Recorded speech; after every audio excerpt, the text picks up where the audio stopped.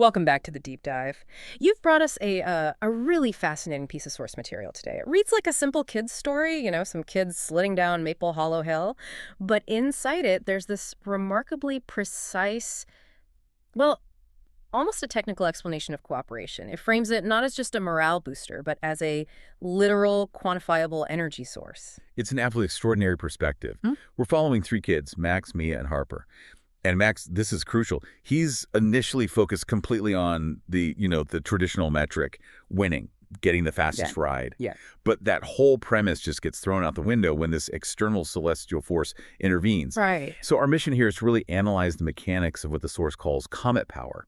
We want to understand how that synchronized action, that deep alignment, and prioritizing others can unlock this incredible performance in any high-stakes scenario you might be facing.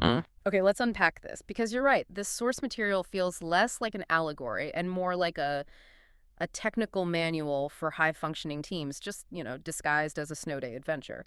The clarity on the physics of teamwork is genuinely surprising. It is. It really is. The context shifts so quickly from a simple race to a resource management problem. And the catalyst is basically instantaneous. They're all set, about to launch down the hill, and the source says the sky just zoomed and this bright comet streaks by. But it's the immediate consequence that interests us, right? In terms of an operational change. Yes, the physical manifestation of the resource is key. They hear a very distinct sound. It's described as a pi-ing, and then a glowing blue spark lands gently in the snow, right beside the sled. That pi-ing is like a system alert. It signals the successful installation of a massive performance upgrade. And we immediately get the physical metrics. It's not vague. The sled hummed, then it vibrated. And it lifted. Exactly. It lifted precisely 1 inch off the ground. That 1 inch is so critical. It's not a burst of speed. It's the elimination of friction. It's an immediate shift into a state that, ordinary physics just wouldn't allow. That 1 inch is the perfect metaphor. It represents the transition from potential energy to zero friction execution. In a business context, or for any project, think of that as the moment all internal resistance just disappears. No bureaucracy, no conflicting priorities. It's just pure, unimpeded motion. Exactly. It establishes that this power is real, it's measurable, and it is fundamentally transformative to their operational capacity. And then we meet the resource itself, Comet Zippy-Zing. This cheerful voice confirms the sled was accidentally powered, which tells us something important. This amazing resource, it wasn't earned through training or, budgeting. They just stumbled upon it. It's a gift? A gift, but one that comes with a very strict non-negotiable contract. Precisely. Zippy-Zing doesn't just offer guidance. It lays down the one governing law. And this is the core technical insight we have to hang on to. It says, comet energy only works when riders cooperate. That's not soft advice. That's the definition of the fuel itself. Without cooperation, the resource, the energy, it just doesn't exist. So the source instantly pivots the entire mission. It's no longer about the sled's hardware or maximizing raw velocity. It's completely about the internal cohesion and the psychological alignment of the group. Cooperation becomes a necessary active fuel input if they stop cooperating. The machine stops working. It's an internal combustion engine where the required input is shared intent. And the test of that fuel happens instantly, right out of the gate. Here's where it gets really interesting. The moment that condition is set, they launch. The sled shoots forward, whoosh, faster than they have ever gone. It leaves a glowing trail. The performance upgrade is radical, twisting, turning, even hopping over drifts like it had springs. They achieve maximum acceleration and responsiveness. And that's a state of flow. But for three people at once, we have to look at what enables that whoosh. The source immediately details the mechanism for success. Synchronization through clear verbal communication. Right. When the writers, Mia and Harper in particular, listened to each other and communicated, shouting lean left or lean right, the sled glided smoothly, that represents peak efficiency. That communication is almost a form of predictive modeling. They aren't just reacting to the turn as it happens. They're synchronizing their next move in advance. It's this closed feedback loop that's operating at near instantaneous speed. And it generates maximum efficiency because all three of them are acting as one coordinated control system. But it's the immediate consequence of internal contradiction that really clarifies the mechanical nature of this power. The moment that cohesion broke, the system didn't just slow down. It failed, utterly. The source is brutally clear on this. It says, when they argued spin NN, they instantly lost control, tumbled into a snow pile. Now we should pause on that. Why an immediate catastrophic system failure? In the real world, conflict usually just, it slows us down. Doesn't instantly crash the whole project. Exactly. Why total failure? Because in this high-speed zero-friction state, the machine requires a singular, unified control input. When Max or Mia give contradictory steering commands, the system is forced to process two mutually exclusive directions at the same time. That's it. In a normal low-power sled, that argument just introduces drag. Bit of wobble. In the high-powered Comet system, those contradictory inputs lead to an immediate loss of directional integrity. The system basically self-destructs. It shows that internal conflict isn't just a slowdown, it is a fatal drain on the power supply itself. The energy can only be maintained by actively replenishing that cooperative input. So cooperation isn't just about output.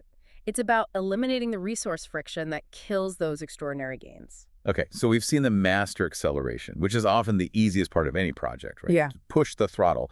But the real test, the ultimate test of their synergy, it comes halfway down the hill. Yes. And this is the shift from performance maximization to risk management, to prioritizing compassion. Halfway down, they spot a critical external emergency. A group of younger kids, their sled is completely stuck, blocking the path at the bottom. A collision is imminent. And Harper immediately executes a strategic pivot. She yells, "We have to stop." So the mission instantly changes. It's no longer Max's goal of fastest velocity. The new goal is ensuring external safety. This is where the true complexity of team resource management really comes into play. Absolutely. Think of this in terms of strategic risk. A lot of teams can launch successfully. They can get that whoosh, but they fail catastrophically when they need to make an intentional pivot or, decelerate to prioritize safety or long-term stability. The Comet spark even flickered, which indicates the system was under a new kind of load. And Zippy-Zing offers that crucial insight here, saying stopping takes teamwork, which implies that coordinated deceleration fighting the very momentum they worked so hard to build requires a much deeper synergy than just accelerating. It requires control, precision, and a whole lot of trust. Of course, because accelerating only requires agreement on the direction. Let's go that way. Yeah. Decelerating requires a shared commitment to a high-friction brake. You have to actively counter the power source.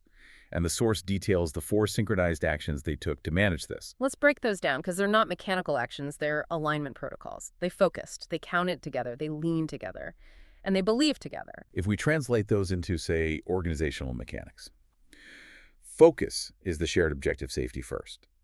Counted together is synchronized timing, making sure every input hits at the exact same moment. Lean together is the physical commitment, the shared willingness to take on the effort and the risk. And belief together, that one is the most telling, I think. It's the psychological buy-in. When you're fighting that much momentum, you need absolute trust that your partners are going to commit fully, synchronously, to the counter effort.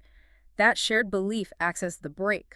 Without all 4 of those, that sled moving at that speed would have been an uncontrollable projectile. If we connect this to the bigger picture, this scenario proves that the greatest power available wasn't the speed they achieved. That was just Max's superficial objective. The greatest power was the capacity they developed, the ability to coordinate compassionately and intentionally to pivot and protect others. The resource became a tool for collective safety, not just individual achievement. That is a massive redefinition of winning, isn't it? They hit peak performance not when they went the fastest, but when they coordinated the most complex maneuver under pressure. Exactly. The value was in their capability for complex, synchronized control. And with that, the experiment concludes. Zippy-Zing offers its final message before zipping back into the sky. The Comet says, speed is fun, but caring for others is brighter than any star. And the moment that lesson is absorbed, the power just disappears. The sled settles back into the snow, becoming completely ordinary again. The resource was temporary, and it was explicitly conditional on the positive application of teamwork. So let's revisit the key lessons the source leaves us with. First, that teamwork, communication, and prioritizing others' safety are functionally more important than just achieving raw, self-serving speed. Right. Cooperation makes these extraordinary endeavors safer, and it makes them more capable of handling a crisis. The source basically confirms that the greatest power comes from that coordinated effort of caring for the collective. And this is solidified so beautifully in the character resolution at the end. Max's initial goal, the fastest ride, is entirely forgotten. The kids walk home, and it's Mia who provides the final reflection, the line that redefines the entire deep dive. She says, "And nobody got left behind." The memory of the sled's ordinary appearance is just completely overshadowed by the extraordinary lesson they learned.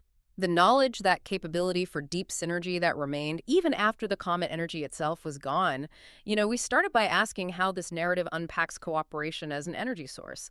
I think the answer is that cooperation wasn't just required to get started, it was the measured, necessary input for sustaining and controlling that performance, especially when things got complicated. Think about that for a second. The sled's power was explicitly conditional on cooperation and kindness. We often chase success, that initial whoosh, through individual skill or just, brute force resource accumulation. But what if the most valuable and extraordinary resources in your own life, whether they're professional opportunities, creative breakthroughs, the deepest relationships, what if they were similarly contingent? What if they relied not just on your individual skill, but on the measurable degree to which you and your collaborators actively commit to caring for and cooperating with others? What would you prioritize in your projects if your power truly sparkled only when your intentions aligned with the collective good? That's your thought experiment for the week. Identify your highest leverage resource right now. Is it conditional on cooperation? And if it is, are you actively generating the belief together that's required to sustain it? Thank you for bringing us this fascinating material that concludes this deep dive. We'll catch you next time. And look out for the friendly wink from space.